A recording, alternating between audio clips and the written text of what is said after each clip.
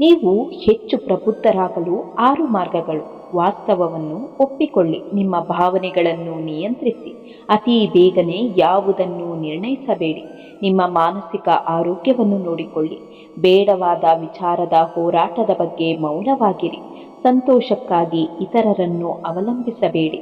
ಇತರರ ಜೀವನದಲ್ಲಿ ನಿಮ್ಮ ಸ್ಥಾನವನ್ನು ಹುಡುಕುವುದನ್ನು ನಿಲ್ಲಿಸಿ ಮತ್ತು ನೀವು ಸಂತೋಷವಾಗಿರುತ್ತೀರಿ. ಯಾರು ಯಾರಿಗೂ ಸೇರಿದವರಲ್ಲ. ಈ ಸತ್ಯವು ಕೆಟ್ಟ ಕಾಲದಲ್ಲಿ ಮಾತ್ರ ಅರ್ಥವಾಗುತ್ತೆ.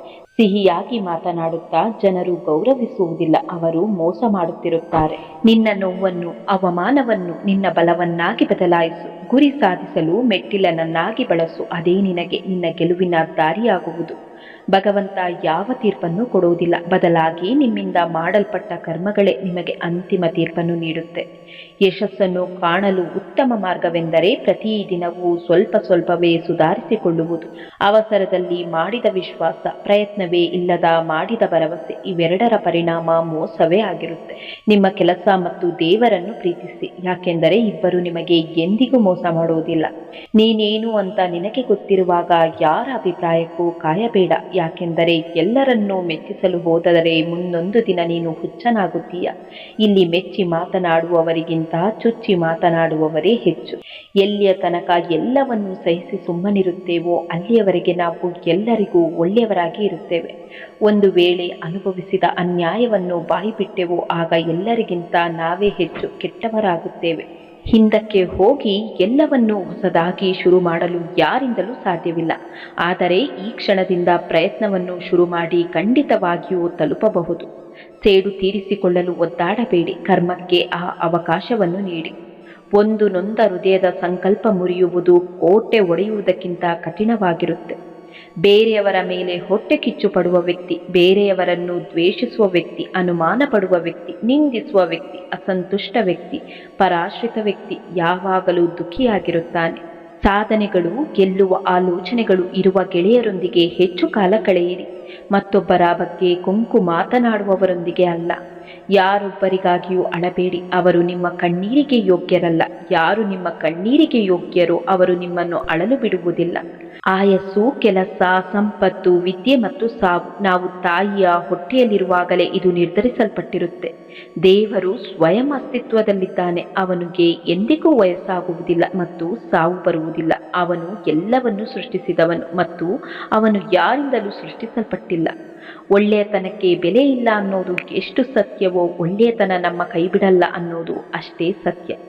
ಯಾರನ್ನು ಮೆಚ್ಚಿಸುವುದಕ್ಕೆ ಹೋಗಬೇಡಿ, ನೀವು ನೀವಾಗಿರಿ. ನಿಮ್ಮ ವ್ಯಕ್ತಿತ್ವ ಚೆನ್ನಾಗಿತ್ತು ಅಂದರೆ ಅವರು ನಿಮ್ಮನ್ನು ಹೇಗಿದ್ರೂ ಇಷ್ಟಪಡುತ್ತಾರೆ.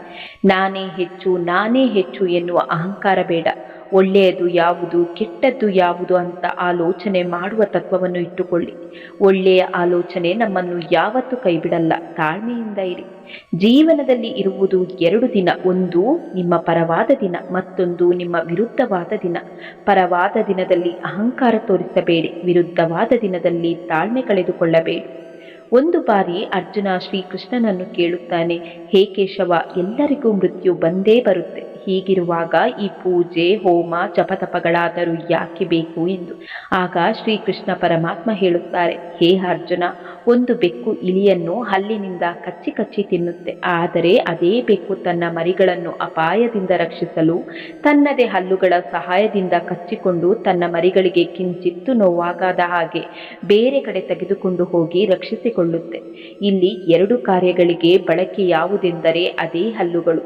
ಅದೇ ರೀತಿಯಾಗಿ ಮೃತ್ಯು ಕೂಡ ಕೆಲವರನ್ನು ನರಕಕ್ಕೆ ಕರೆದುಕೊಂಡು ಹೋದರೆ ಅದೇ ಮೃತ್ಯು ಕೆಲವರನ್ನು ಭಗವಂತನ ಸನ್ನಿಧಾನಕ್ಕೆ ಕರೆದುಕೊಂಡು ಹೋಗುತ್ತೆ. ಅದಕ್ಕಾಗಿ ಪವಿತ್ರ ಕರ್ಮಗಳು ಅತಿ ಅವಶ್ಯಕ. ಸ್ವರ್ಗದಲ್ಲಿ ಎಲ್ಲವೂ ಇದೆ, ಆದರೆ ಸಾವಿಲ್ಲ. ಭಗವದ್ಗೀತೆಯಲ್ಲಿ ಎಲ್ಲವೂ ಇದೆ, ಆದರೆ ಸುಳ್ಳಿಲ್ಲ. ಈ ಜಗತ್ತಿನಲ್ಲಿ ಎಲ್ಲವೂ ಇದೆ, ಆದರೆ ನೆಮ್ಮದಿ ಇಲ್ಲ. ಇವತ್ತಿನ ಎಲ್ಲ ಮಾನವರಲ್ಲಿ ಎಲ್ಲವೂ ಇದೆ, ಆದರೆ ಶಾಂತಿ ಇಲ್ಲ. ಚರಿತ್ರೆಯಲ್ಲಿ ಗೆದ್ದವನಿಗೆ ಗೆದ್ದವನು ಎನ್ನುವ ಜಾಗವಿದೆ, ಸೋತವನಿಗೆ ಇಂಥವನೊಂದಿಗೆ ಸೆಣಸಾಡಿ ಸೋತ ಎನ್ನುವ ಜಾಗವಿದೆ. ಆದರೆ ನಿಂತುಕೊಂಡು ನೋಡುವವರಿಗೆ, ಆಡಿಕೊಂಡು ನಗುವವರಿಗೆ ಚರಿತ್ರೆಯಲ್ಲಿ ಯಾವ ಜಾಗವೂ ಇಲ್ಲ. ಕೋಪ ನಮ್ಮ ದೊಡ್ಡ ಶತ್ರು ಎಂದು ಕೃಷ್ಣ ಹೇಳುತ್ತಾರೆ. ಒಬ್ಬ ವ್ಯಕ್ತಿಯು ಸರಿ ತಪ್ಪಿನ ನಡುವಿನ ವ್ಯತ್ಯಾಸವನ್ನೇ ಆ ಸಮಯದಲ್ಲಿ ಮರೆತು ಬಿಡುತ್ತಾನೆ. ಹೃದಯ ಅತ್ಯಂತ ಫಲವತ್ತಾದ ಜಾಗ. ಅಲ್ಲಿ ನೀವು ಪ್ರೇಮ, ದ್ವೇಷ, ಮತ್ಸರ, ಸೌಹಾರ್ದ, ದಯೆ ಏನನ್ನೇ ಬಿತ್ತಿದರೂ ಸೊಂಪಾಗಿ ಬೆಳೆಯುತ್ತೆ. ಅದರಲ್ಲಿ ಬಿಡುವ ಫಲವನ್ನು ನಾವು ತಿನ್ನಲೇಬೇಕಾಗಿರುವುದು ಕಡ್ಡಾಯ. ಆದ್ದರಿಂದ ಬಿತ್ತುವಾಗಲೇ ಫಲದ ಬಗ್ಗೆ ಎಚ್ಚರವಿರಲಿ.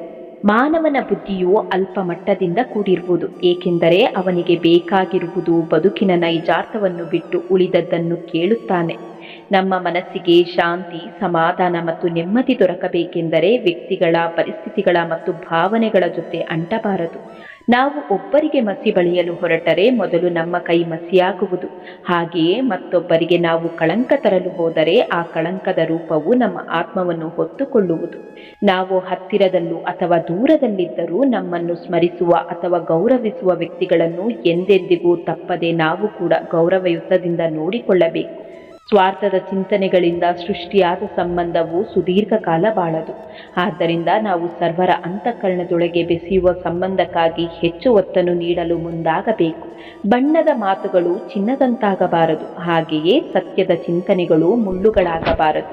ಪರಮಾತ್ಮನ ನಾಮ, ರೂಪ ಮತ್ತು ಧ್ಯಾನಗಳು ನಮ್ಮ ಮನಸ್ಸನ್ನು ಸರಿಪಡಿಸುವುದಕ್ಕಾಗಿಯೇ ಇದೆ ಎಂಬುದನ್ನು ನಾವು ತಿಳಿದುಕೊಳ್ಳಬೇಕು. ನಮ್ಮ ಉಡುಗೆ ತೊಡುಗೆ ಹಾಗೂ ನಮ್ಮ ನಡೆನುಡಿಗಳಲ್ಲಿ ನಮ್ಮ ವ್ಯಕ್ತಿತ್ವ ಅಡಗಿರುತ್ತದೆ. ನಮ್ಮ ಬದುಕಿನ ವ್ಯಕ್ತಿತ್ವವು ಮಾಣಿಕ್ಯದ ರೂಪದಲ್ಲಿದ್ದು ಅದನ್ನು ಮಸಿಬಟ್ಟೆಯಲ್ಲಿ ಕಟ್ಟಿಟ್ಟರೂ ಅದರ ಬೆಲೆ ಕಡಿಮೆಯಾಗದು. ಪರರ ಏಳಿಗೆಯ ಕುರಿತಾದ ಧನಾತ್ಮಕವಾದ ಚಿಂತನೆಗಳು ನಮ್ಮ ಬದುಕಿನ ಏಳಿಗೆಗೂ ಕಾರಣವಾಗಬಲ್ಲದು. ಹಾಗಾಗಿ ನಾವು ಆದಷ್ಟು ಪರರ ಶ್ರೇಯಸ್ಸಿನ ಕುರಿತು ಕೀಳು ಮಟ್ಟದ ಧೋರಣೆಯನ್ನು ತ್ಯಜಿಸಲು ಮುಂದಾಗಬೇಕು. ನಾವು ನಮ್ಮ ಆತ್ಮದೊಳಗಿನ ನೈಜ ಬದುಕಿನ ಶೈಲಿಯನ್ನು ಕಂಡುಕೊಳ್ಳುವ ಪ್ರಯತ್ನ ಮಾಡಿದರೆ ನಾವು ಆ ನೈಜ ಬದುಕನ್ನು ಆದಷ್ಟು ಬೇಗನೆ ಪಡೆದುಕೊಳ್ಳಬಹುದು. ಯಾವುದೇ ವ್ಯಕ್ತಿಗಳ ವರ್ತನೆಗಳು ಅಥವಾ ಯಾವುದೇ ಪರಿಸ್ಥಿತಿಗಳ ಸನ್ನಿವೇಶಗಳು ಹೇಗೇ ಇರಲಿ, ನಾವು ಯಾವುದೇ ಕಾರಣಕ್ಕೂ ಅವುಗಳಿಗೆ ಕುಗ್ಗಲು ಹೋಗಬಾರದು. ಏಕೆಂದರೆ ಅವುಗಳಿಗೆ ನಾವು ಸ್ಪಂದಿಸದೆ ಹೋದಲ್ಲಿ ಅವು ಮತ್ತಷ್ಟು ಬಲಿಷ್ಠವಾಗಿ ಹೊರಹೊಮ್ಮುತ್ತದೆ.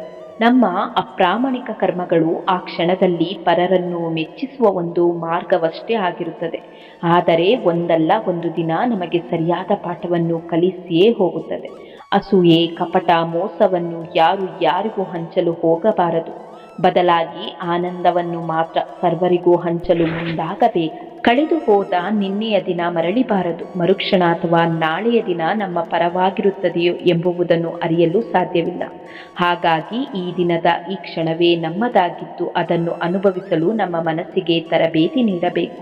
ನಮ್ಮ ಬದುಕಿನ ಪ್ರತಿಯೊಂದು ಕ್ರಿಯೆಗಳ ಉದ್ದೇಶಗಳು ಸಹಜ ರೀತಿಯಲ್ಲಿದ್ದು ಇದರಿಂದ ಪರರಿಗಾಗಲಿ ಅಥವಾ ಸಮಾಜಕ್ಕಾಗಲಿ ಯಾವುದೇ ಹಾನಿಯಾಗದಿದ್ದರೆ ಅಂತಹ ಕ್ರಿಯೆಗಳು ಪರಮಾತ್ಮನ ದೃಷ್ಟಿಯಲ್ಲಿ ಎತ್ತರದಲ್ಲಿರುತ್ತದೆ. ನಾವು ಹೆಚ್ಚಾಗಿ ನಮ್ಮ ಅಂತಃಕರಣದ ಶುದ್ಧಿಯ ಮಾತಿಗೆ ಬೆಲೆ ಕೊಡಬೇಕು.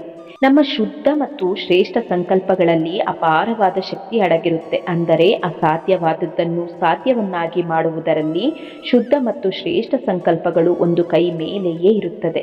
ನಾವು ಹೆಚ್ಚಾಗಿ ನಮ್ಮ ಅಂತಃಕರಣದ ಶುದ್ಧಿಯ ಮಾತಿಗೆ ಬೆಲೆ ಕೊಡಬೇಕು. ಏಕೆಂದರೆ ಅಂತಃಕರಣದೊಳಗಿನ ಭಗವತ್ ಚಿಂತನೆಗಳು ನಮ್ಮ ಬದುಕಿನ ಪಯಣಕ್ಕೆ ಬೇಕಾದ ಉತ್ತಮ ಮಾರ್ಗದರ್ಶನ ನೀಡುತ್ತದೆ.